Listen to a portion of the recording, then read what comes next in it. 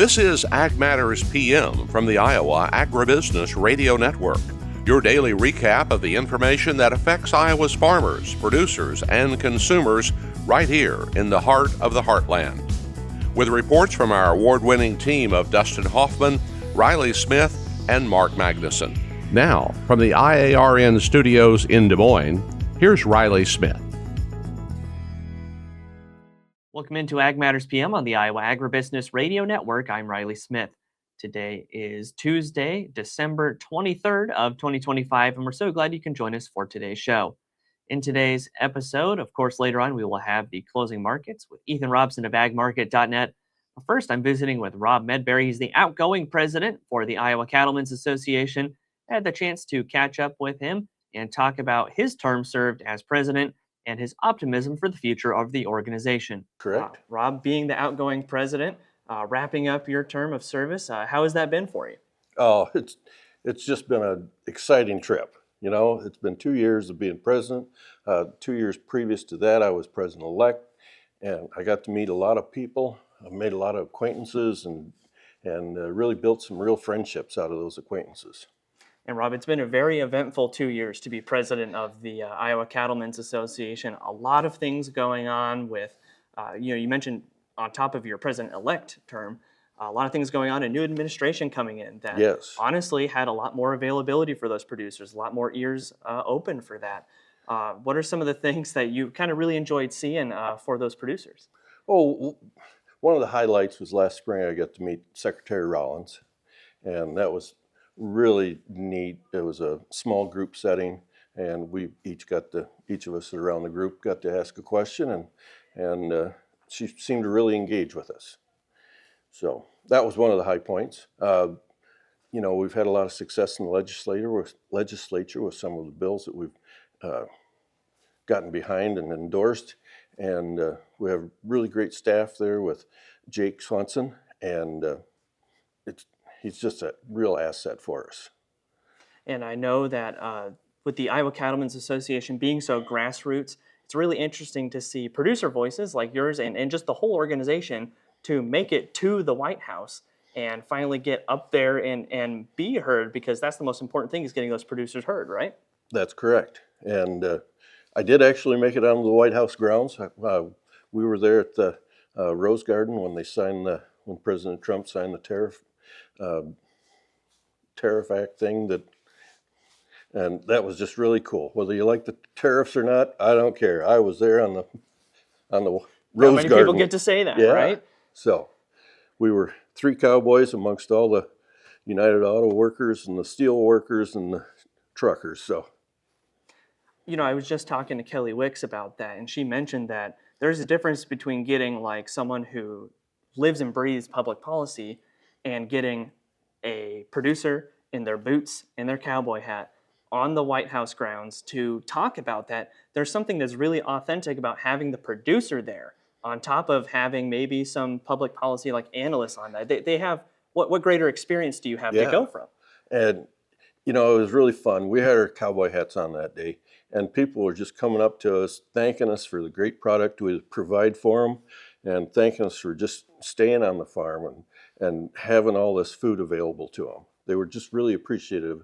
I was very surprised by that. Well, Rob, it's really great to talk to you today. Appreciate that you are ending up your term here on the Iowa Cattlemen's Association. Looking ahead, how are you feeling about the direction of the organization? Oh, I think we're in good hands with Craig. He's excellent.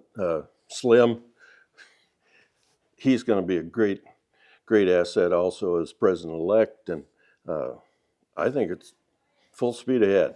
Thanks again to Rob Medberry, the outgoing president of the Iowa Cattlemen's Association, for joining us on today's show. We'll go ahead now and take a look at the closing markets with Ethan Robson of agmarket.net.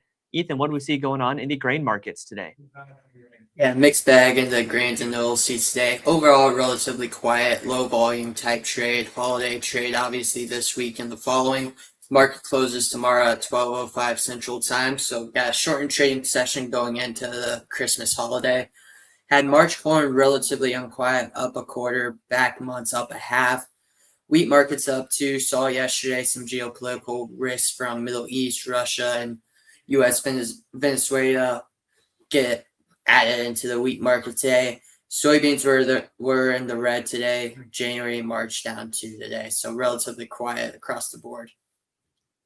And I know here soon and for the next few weeks, I'll be looking down in South America for the crop conditions there. A bit of dryness has raised some concerns. What's the marketplace looking like as we head into that kind of critical time frame for the growing season down there?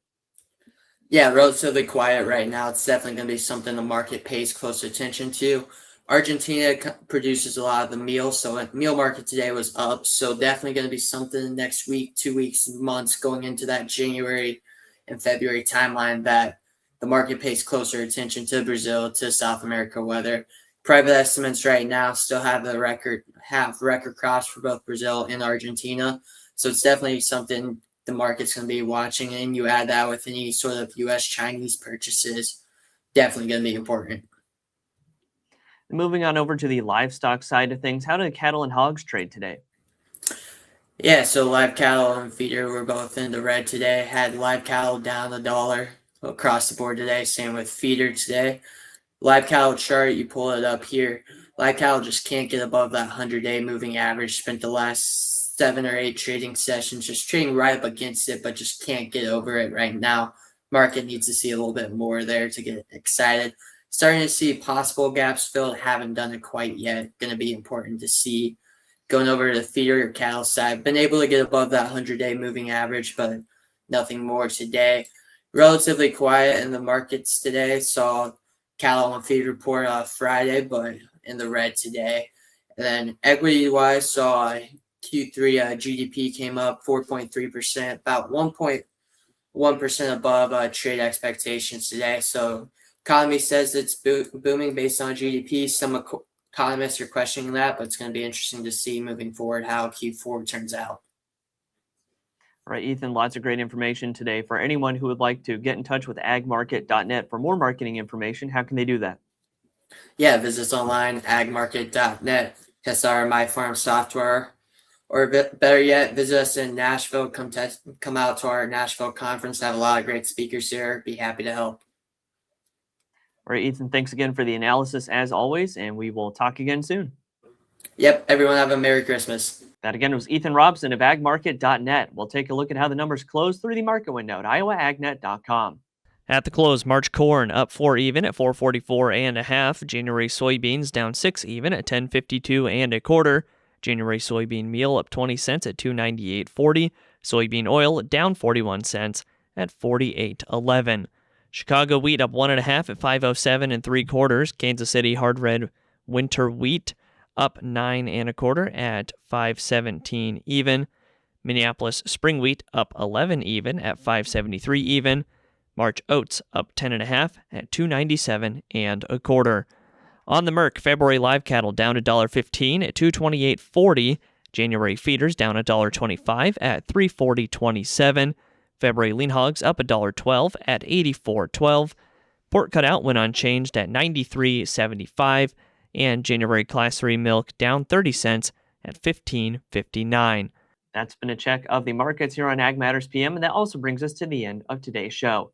You can find all of our daily ag news content online at iowaagnet.com. From the Iowa Agribusiness Radio Network studios in Des Moines, I'm Riley Smith. On behalf of Mark Magnuson and Dustin Huffman, we thank you for watching. This has been Ag Matters PM.